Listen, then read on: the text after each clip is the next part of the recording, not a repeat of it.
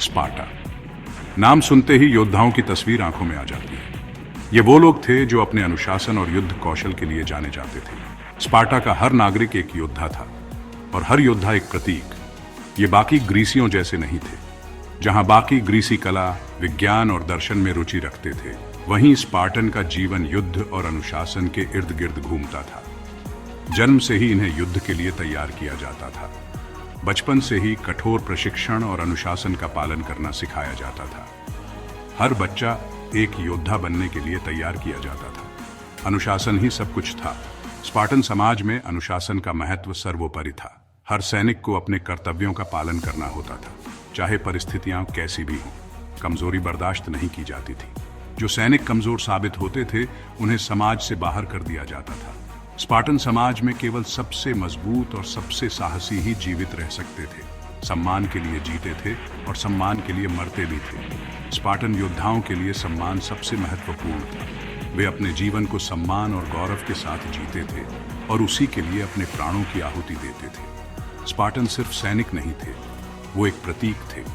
उनका जीवन और उनकी मृत्यु दोनों ही एक आदर्श का प्रतीक थे।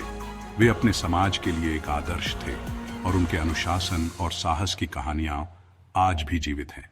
यूनान की ताकत का प्रतीक। स्पार्टन योद्धा यूनान की शक्ति और साहस का प्रतीक थे।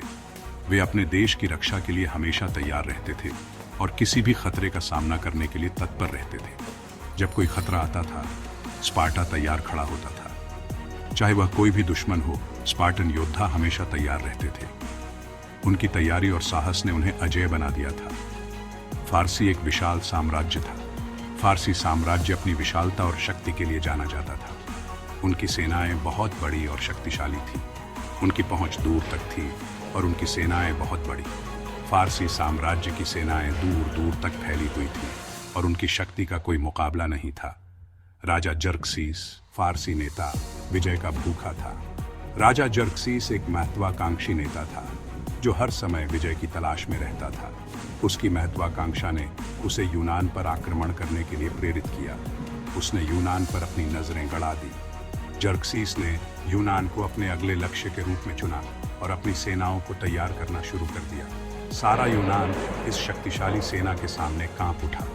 फारसी सेना की शक्ति और संख्या ने ग्रीसियों को भयभीत कर दिया। हर कोई इस आने वाले खतरे से डर रहा था।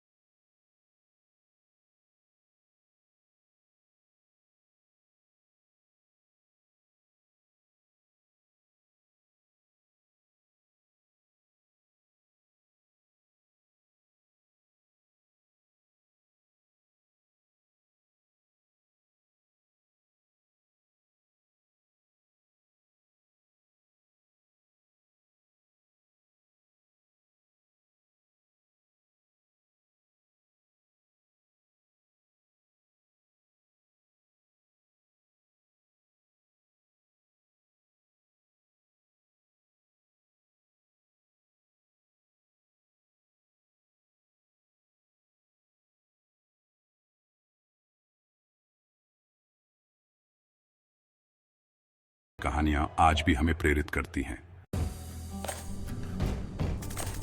Thermopylae, the hot gates. यह एक ऐसा स्थान है जो इतिहास में अपनी महत्वपूर्ण भूमिका के लिए जाना जाता है। यहाँ पर एक संकरा रास्ता है जिसे हॉट गेट्स के नाम से भी जाना जाता है। यह रास्ता पहाड़ों और समुद्र से घिरा हुआ है, जो इसे एक प्राकृतिक किलेबंदी बनाता है। एक संकरा रास्ता, पहाड़ों और समुद्र से घिरा हुआ। इस स्थान की भौगोलिक स्थिति ने इसे एक महत्वपूर्ण युद्ध स्थल बना दिया। यहाँ पर एक महान लड़ाई लड़ी गई थी जो इतिहास के पन्नों में अमर हो गई। यहीं पर स्पार्टा के राजा लियोनिदास ने मोर्चा संभालने का फैसला किया। उन्होंने अपने 300 वीर योद्धाओं के साथ फारसी सेना का सामना करने का निश्चय किया। यह एक ऐसा निर्णय था जो साहस और बलिदान की मिसाल बन गया। फारसी सेना को फनल की तरह इस रास्ते से गुजरना होगा। यह रास्ता इतना संकरा था कि फारसी सेना की विशाल संख्या का कोई फायदा नहीं हो सकता था। यह एक रणनीतिक चाल थी जो लियोनिदास ने बखूबी समझी थी।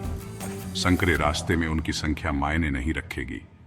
स्पार्टन्स ने इस संकरी जगह का फायदा उठाकर फारसी सेना को रोकने की योजना बनाई।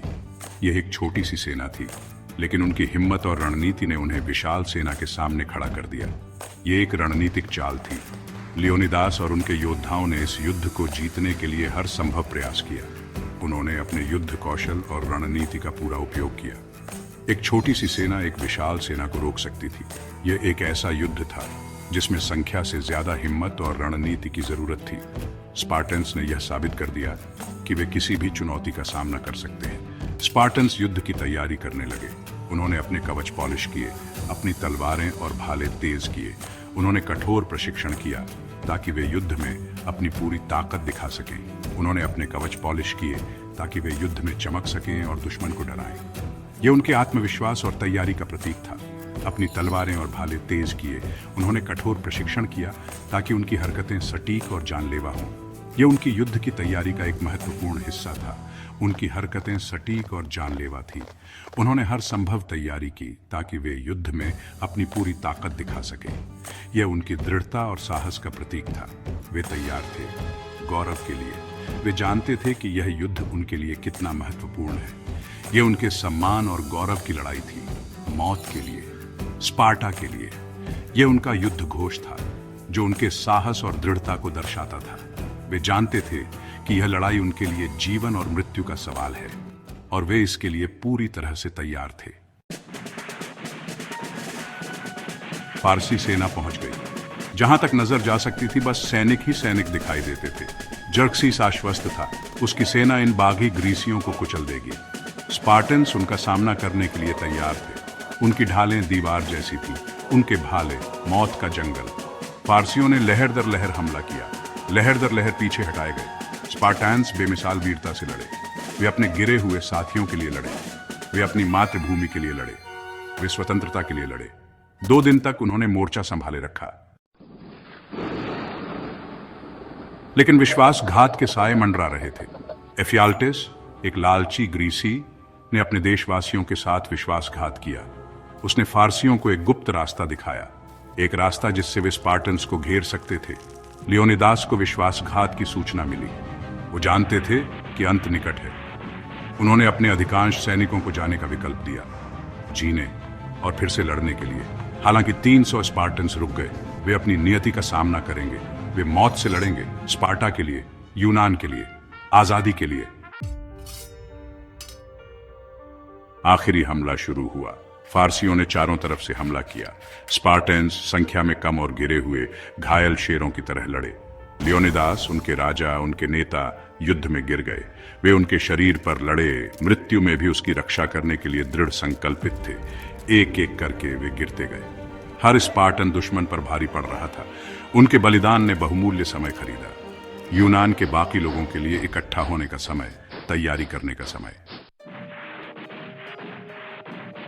युद्ध हार गए थे, लेकिन स्पार्टन्स का बलिदान युगों युगों तक गूंजता रहा। उनका साहस एक किंवदंती बन गया, अत्याचार के खिलाफ प्रतिरोध का प्रतीक। उनके बलिदान की खबर जंगल की आग की तरह फैल गई। इसने ग्रीसियों के दिलों में आग लगा दी, विद्रोह की आग, आशा की आग। थर्मोपाइलाई के स्पार्टन्स ने दुनिया को दिखाया कि आजाद होने का क्या मतलब होता है। जिस पर आप विश्वास करते हैं उसके लिए लड़ना, नामुमकिन हालात में भी। थर्मोपाइलाई सिर्फ एक हार नहीं थी, यह एक नैतिक जीत थी। इसने फारसियों को दिखाया कि ग्रीसियों पर इतनी आसानी से विजय नहीं प्राप्त की जा सकती। 300 स्पार्टन्स के बलिदान ने बाकी यूनान को एकजुट होने के लिए प्रेरित किया, फारसी खतरे के खिलाफ एक साथ खड़े होने के लिए। ग्रीसी शहर राज्य जो कभी विभाजित थे, अब एक साथ लड़े। उन्होंने फारसियों को खदेड़ दिया, अंततः सलामिस के युद्ध में उन्हें हरा दिया। 300 स्पार्टन साहस, अनुशासन और बलिदान के प्रतीक बन गए। उनकी कहानी ने पीढ़ियों को प्रेरित किया है। उनकी विरासत कला, साहित्य और फिल्म में जीवित है। थर्मोपाइलाई में उनका बलिदान हमें याद दिलाता है कि विपरीत परिस्थितियों में भी घुटने टेक कर जीने से बेहतर है अपने पैरों पर खड़े होकर मरना। स्पार्टन्स भले ही मर गए हों, लेकिन उनकी भावना जीवित रही। उन्होंने अपनी मातृभूमि का बचाव किया था, उन्होंने अपने आदर्शों को कायम रखा था। वे किंवदंती बन गए थे।